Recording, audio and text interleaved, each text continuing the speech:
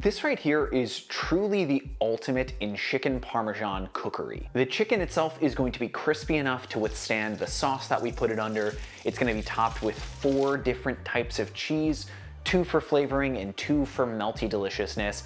And the sauce itself is going to be a really nice, spicy, creamy tomato sauce. You are going to enjoy this. I always wanted to eat one of those massive cutlets that are essentially an entire breast pounded thin, so I'm making those today. That's not at all a requirement. You could split the breast in half. It's probably more practical that way, but this is real delicious and real fun. These are 2 breasts, both about 6 ounces or so. I do like to clean these up before butterflying them. This little bit of work now will make a much more delicious final cutlet. Where the larger end connects with the thinner end, there's usually a few veins and tendons in this sort of like little pit. I like to just cut into it and remove that small section. It's not worth trying to be super accurate, just get it out. Once it's all nice and cleaned, slice into the breast carefully until you can open it like a book. Keep a hinge on one end so the whole thing stays together. Go slow just to make sure you don't cut yourself or slice through the chicken. Now we need a little bit of cling film here, and be sure to struggle with it because that adds to the whole ambiance. The cling film is going to help keep the raw chicken off the mallet or skillet that you use to pound it out. Now we just smack it thin. I like a nice thin cutlet, but I'm not from the old country, so I don't try to get this paper thin or anything. I don't need to see or read a newspaper through it. I just want it nice and thin and even. I do like some meat in my cutlets. I don't want them to be all breading like some people seem to enjoy. This is perfect. It's still held together, it's thin, and it's huge. Easily enough for 2 portions per cutlet if you're having this with a pasta or a salad or something. I'll do the same with the second breast, clean it up nicely, butterfly it so it's even, and then pound it thin. I'll always bring this up, but the secret to getting perfectly juicy chicken is to season it generously with salt beforehand. It's always immediately obvious if somebody skips the step, so don't let that be you. Even 15 minutes of pre-seasoning makes a massive difference. Just let this sit out while you collect all the rest of the ingredients and seasonings. I usually leave my breading pretty simple, but I'm doing something a little different today. Egg wash is going to be standard, 3 eggs beaten with a little water to thin it out. I grew up with Italian seasoned breadcrumbs being the real only option. However, I love Panko so much that I'm going to use that today. The crisp you get from Panko is really nice. I've covered this a lot in my tonkatsu video as well as my katsu burger video recently, but you just get a really nice dry crunch with Panko. I'll season this with chili flake, garlic powder, onion powder, dried oregano, and dried basil. I just eyeball each of these till it feels right. That's always what my mom did, and that's what I still do today. Pretty much whenever I season something, I don't bring spoons out. You could totally do that and measure it if you wanted to, but that's just not usually how I cook. It's called chicken Parmesan for a reason, so let's add a ton of grated parm to the breading.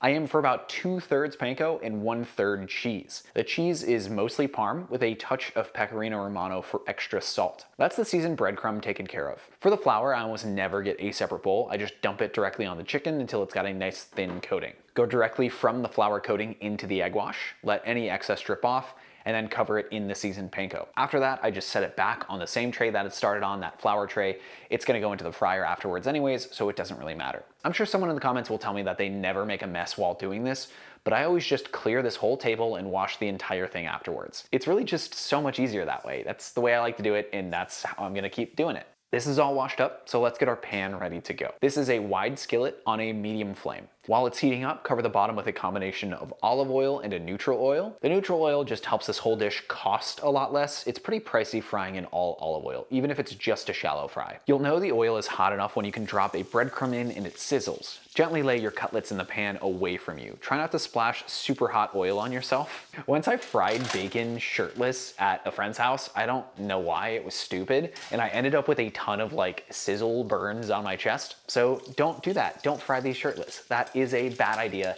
and a really good way to end up with a bunch of little tiny specky burns on your chest. Stupid. Cutlets are one of my favorite things to cook because there's pretty much no guesswork. Once the crust is nicely browned, the inside is cooked. Flip it once you see that nice golden brown color take shape. Let this cook on the other side until it's crispy and golden as well. Usually the whole thing, even of this size, is done within 5 to 6 minutes or so.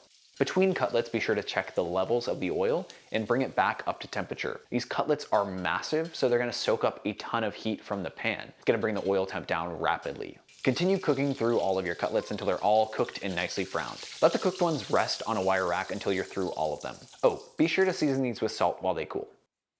Once all your cutlets are cooked, turn your oven on to broil and gather up all the Parmesan necessities. This sauce is my vodka-free sauce I made last week. check out the video on how to make that here. It's really delicious and gets all of the flavor of a vodka sauce without the alcohol. On a sheet tray or a little sizzle platter, lay down a thin layer of the sauce. Place your crispy cutlet neatly over the sauce. Now, I prefer thick pockets of sauce versus an even layer. I don't want my cutlet to totally sog out. Now, for all of our cheeses, and hang on a second because there are a bunch. Grate on some fresh Parmesan Reggiano, or Parmesan as I've been calling it, and Pecorino Romano for that nice salty flavor. Grate on some low moisture mozzarella for its melting and browning factor. Think of this as like kind of the pizza cheese. Lastly, place on these little ciliegine for delicious chewy bites. These are those little balls of mozzarella you get in the water. Too much of this fresh stuff leaks water into the cutlet, so be cautious here. This cheesy beauty is ready to head to the broiler so it can get nice and bubbly. Keep an eye on it until the cheese melts and browns like so.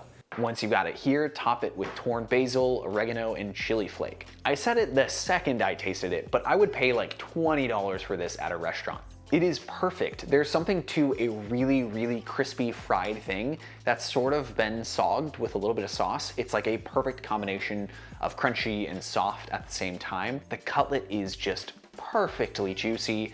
The seasoning on it is beautiful. The spice and the tomato sauce is really nice. And then you get all of that like chewy, melty cheese that you would want on like a good pizza. I promised myself I wasn't gonna say stuff like this in my YouTube videos, but sometimes the truth is just the truth. I think this is a perfect chicken Parmesan. If you've got somebody in your life that needs to know how to make chicken parm, go ahead and send them this video and thank me later. Massive, massive thank you and shout out to the amazing people supporting me directly on Patreon through patreon.com/CameronMarty. They get some cool benefits for supporting the channel and I get to keep making videos like this, so it's a bit of a win-win. Consider checking it out and becoming a patron. For a really, really perfect panko crusted burger, you're gonna wanna check out this katsu burger that I made. It's one of my favorite things to eat in Seattle, and you're gonna wanna know how to make it because if you don't live here, you can't get it. Thank you so much for watching. Cheers.